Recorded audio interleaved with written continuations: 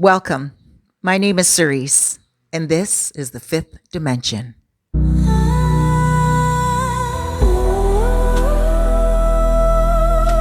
So, have you ever met that person who is completely wrong? And you tell them that, no, I don't think you're right here on this situation, but they can't take the correction. They can't take the criticism. They start an argument. They start trying to look for facts, and it's all about fighting. But you know they're completely wrong. That is what we call a fool.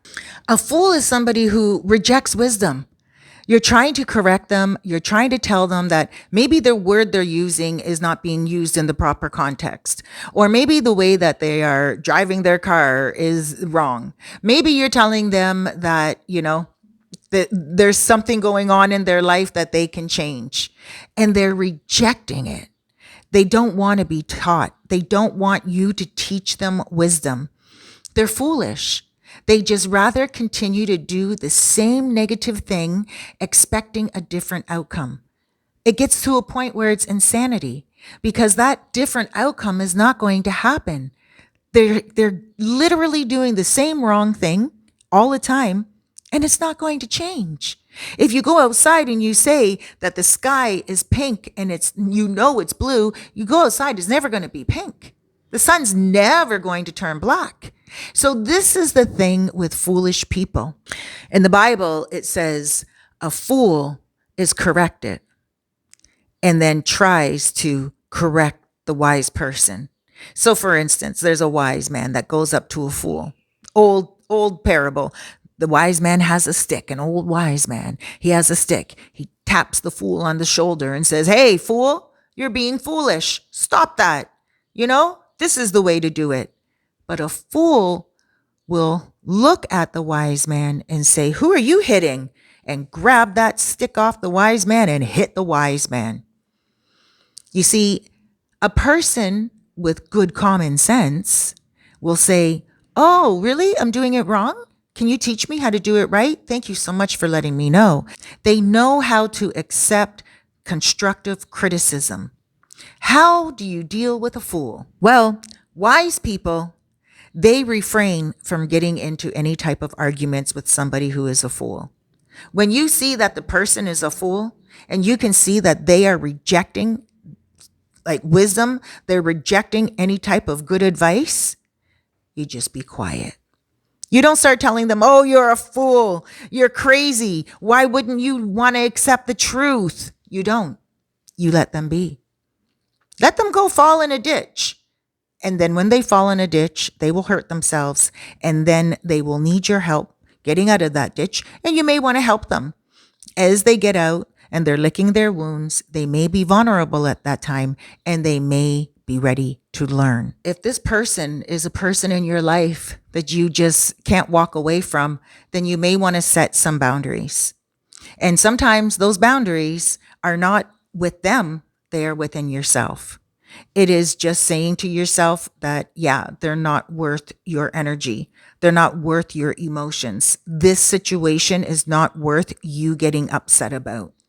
And quite often, you just have to kind of sit back and close your mouth and hold your corner because this person is not worth it. And you have to protect yourself from them emotionally, mentally, and spiritually.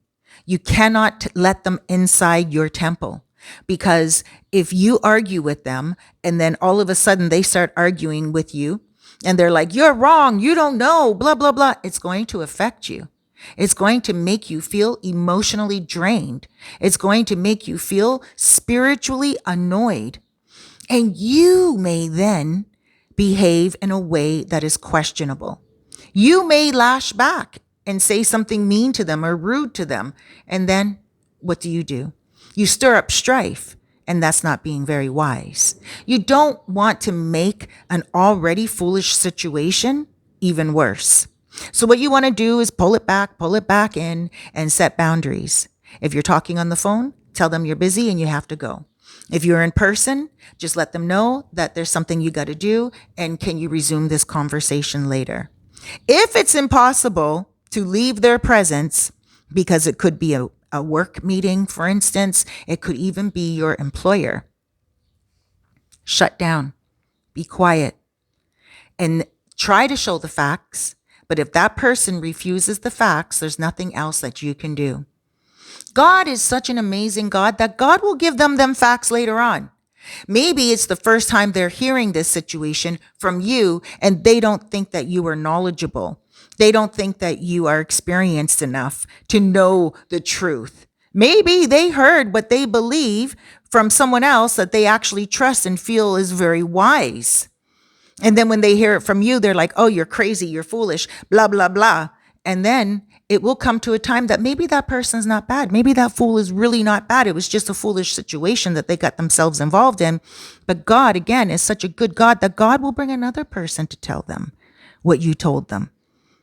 And then another person and another person. And it will force them to then humble themselves and learn the truth. If you're in a situation where you have to deal with a fool, remember, protect yourself emotionally, protect yourself mentally, say less. With that, better will be done. Don't try to beat them over the head with a stick because a fool does not like to be hit. A fool will turn around and hit you back. So if you are trying to correct them by strength and by force and by telling them they're ridiculous and stuff of that nature, whether you are alone or whether you are in a crowd, then what you're going to do is you are going to make them feel vindictive. If they can't get you then, they'll try to get you later. These days, when it comes to social media, someone may not try to get you back in front of you. They may try to go on your social media and, say nasty things on your photos or say horrible things under a private account on your posts and do things to you to try to retaliate behind the scenes. And you may not even know it's them at all. And don't get me wrong, sometimes fools won't do anything. Sometimes a fool will just be like, and wish bad upon you. So if there's any situation where you are online and you do see that someone is saying this, don't assume that it's the fool. Don't lash back and ask them, are you doing this to me online? Blah, blah, blah. Don't even do that, because then again, you become a fool. When you deal with a fool that way, you become the fool, and then the fool sits back and laughs at you. If you go ahead and you accuse them and it really wasn't them, they'll be like, look at you, you're acting the fool now. No, why would I go online and do that to you? I don't even have Instagram, for instance. So you don't want to go accusing anybody either. And you don't want to assume that because the fool didn't lash back, that now they're getting you online. No, no, no, no, no. Don't ever think that. But sometimes fools will do that. So don't put yourself in a vulnerable position because you're trying to help a fool be better in life. Just say to yourself, if they are beyond being corrected, I'm not going to put myself in the front of them. They are a truck that's just going down the road. Why will I allow them to run me over? No, step aside, let them keep zooming down the road. Eventually, they will crash. When they hit that wall, you can be right there to pick them up, help them out, and teach them right. Thank you so much for joining me. My name is Cerise, and this is the Fifth Dimension. Please go ahead and subscribe, hit that like button, and do me a favor, please. Be good to yourself out there because you deserve it. Make today count.